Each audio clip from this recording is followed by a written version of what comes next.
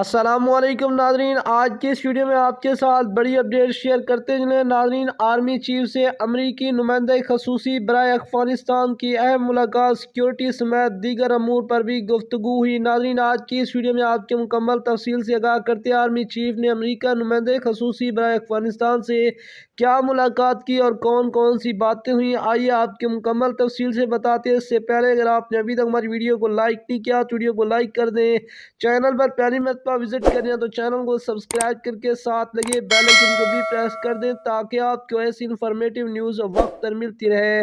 ناظرین، army chief general Qamar Javed Bajwa سے امریکی نمائندہ خصوصی برائے افغانستان نے ملاقات کی۔ پاک فوج کے شعبے سے تعلقات رکھنے والے چھوٹی صورتحال دو طرفہ تعاون پر تبادلہ خیال ہوا۔ اس موقع پر آرمی چیف کا کہنا تھا کہ دنیا اور خطہ غیر مستحکم افغانستان کا متحمل نہیں ہو سکتا۔ افغانستان کو انسانی بحران سے بچانے کے لیے عالمی کاوشیں ناگزیر ہیں۔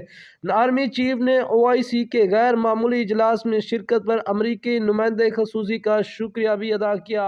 نیکسٹ ویڈیو تک ہمیں دیجیے گا اجازت۔ اللہ